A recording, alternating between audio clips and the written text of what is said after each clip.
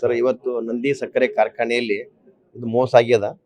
ಆದರೆ ಇವತ್ತು ನಾವು ಇಲ್ಲಿ ಉದ್ದೇಶ ಇಷ್ಟೇ, ನಮ್ಮ SP ಅವ್ರ ನೇತೃತ್ವ ಇರ್ತಕ್ಕಂಥ ಎಲ್ಲ ಪೊಲೀಸ್ ಇಲಾಖೆಗೆ ಒಂದು ಧನ್ಯವಾದ ಹೇಳ್ಬೇಕಂತ ನಾವು ಬಂದಿದ್ದದ.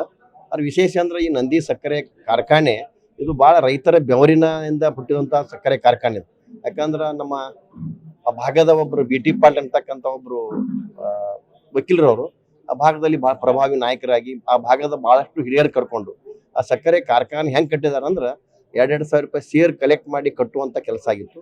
ಆದ್ರೆ ಆ ಶ್ರಮಕ್ಕೆ ಇವತ್ತು ಅವ್ರು ಮಾಡಿದ ಶ್ರಮದ ಅದಕ್ಕೆ ಬೆಲೆ ಸಿಕ್ಕೈತೆ ಅಂತ ಹೇಳಕ್ ನಾ ಇಚ್ಛೆ ಪಡ್ತೀನಿ.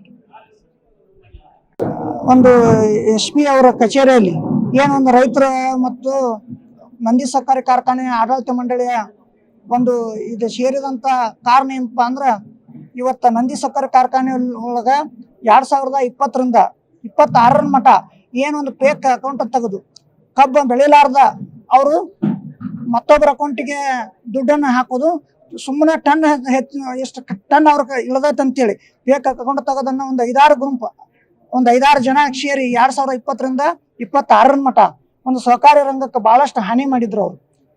ಇವತ್ತು ಅದು 18,000 ಟನ್, ಇಲ್ಲಿ ಮಟ ಅವ್ರು ಮೋಸ ಮಾಡಿದ 18,000 ಟನ್ ಕಬ್ಬನ್ನ ಬೆಳಿಲಾರ್ದಂತ ಕಬ್ಬು ಒಂದು ವರ್ಷ 18 ತಿಂಗಳು 16 ತಿಂಗಳು ಕಬ್ಬು ಬೆಳೆದು ಬಹಳಷ್ಟು ಕಷ್ಟಪಟ್ಟ ರೈತ ಕಬ್ಬಿಗೆ ಅಲ್ಲಿ ಸಹಕಾರಿ ರಂಗ ಕಬ್ಬು ಕಳಿಸಿ ಒಂದು ಚಲೋ ಆದಾಯ ತಗೊಳ್ಳೋತ್ನಾಗ ಕಬ್ಬನ್ನ ಬೆಳಿಲಾರ್ದಂತ ಸುಳ್ಳು ಅವ್ರ ಅಕೌಂಟ್ ತೆಗೆದನ್ನ ಕಬ್ಬು ಬೆಳಿಲಾರ್ದಂತದನ್ನ ಆ ರೈತರಿಗೆ ಇಷ್ಟು ಕಬ್ಬು ಬೆಳೆದೈತೆ ಅಂತೇಳಿ ಅವ್ರು ಪೇಮೆಂಟ್ ಅನ್ನು ಹಾಕೊಂಡು 2020ರಿಂದ ಇಲ್ಲಿ ಮಟ ಅವರು ಒಂದು 12 ಕೋಟಿ ರೂಪಾಯಿ ಅವರು ಸಹಕಾರ ರಂಗಕ್ಕೆ ವಂಚನೆ ಮಾಡಿದ್ರು. ಇವತ್ತು ಬಿಜಾಪುರ ಜಿಲ್ಲಾ ಪೊಲೀಸ್ ವರಿಷ್ಠಾಧಿಕಾರಿಗಳು ಆಗಿರ್ಬೋದು, ಜಿಲ್ಲಾ ಪೊಲೀಸ್ ಆಡಳಿತ ಅಧಿಕಾರಿಗಳಾಗಿರ್ಬೋದು, ಎಲ್ಲರೂ ಸೇರಿ ಇದೊಂದು ಸಹಕಾರಿ ರಂಗವನ್ನು ಉಳಿಸ್ಕೊಡಾಕ ಯಶಸ್ಸು ಮಾಡ್ಯಾರ.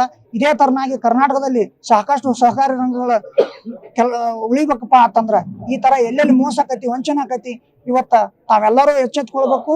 ಅವಾಗ ನಮ್ಮ ರೈತರಿಗೆ ಒಂದು ಒಳ್ಳೆ ರೇಟ್ ಸಿಗ್ತದೆ. ಇವತ್ತು ಪ್ರೈವೇಟ್ದವ್ರು ಮಾತ್ರ ತಾವು ಬೆಳೆಯಾಕ ವಿಚಾರ ಮಾಡ್ತಾರ, ಅವ್ರು ನಮಗೆ ಯಾವತ್ತೂ ಅವ್ರು ರೇಟ್ ಕೊಡುದಿಲ್ಲ. ಇವತ್ತ ಒಂದು ರೈತರಿಗೆ ಬೆಲೆ ಸಿಗಬೇಕಪ್ಪ ಅಂದ್ರ ಇವತ್ತು ಸಹಕಾರಿ ರಂಗ ಉಳಿದ್ರೆ ಮಾತ್ರ ಅದು ಸಾಧ್ಯ ಐತಿ. ಇದನ್ನ ಉಳಿಸಿಕೊಟ್ಟಂತ ಬಿಜಾಪುರ ಜಿಲ್ಲಾ ಪೊಲೀಸ್ ಡಿಪಾರ್ಟ್ಮೆಂಟ್ಗೆ SP ಅವರಿಗೆ ಆಗಿರ್ಬೋದು, DYSP ಆಗಿರ್ಬೋದು, ಹಾಗೂ ಬಬಲೇಶ್ವರ ತಾಲೂಕಿನ PSI ಆಗಿರ್ಬೋದು, ಕರ್ನಾಟಕದಾದ್ಯಂತ ಹಾಗೂ ಬಿಜಾಪುರ ಜಿಲ್ಲೆಯ ಎಲ್ಲ ರೈತರ ಪರವಾಗಿ ಅವರಿಗೆ ಕೃತಜ್ಞತೆಯನ್ನು ಸಲ್ಲಿಸ್ತಾ ಇದ್ದಾರೆ.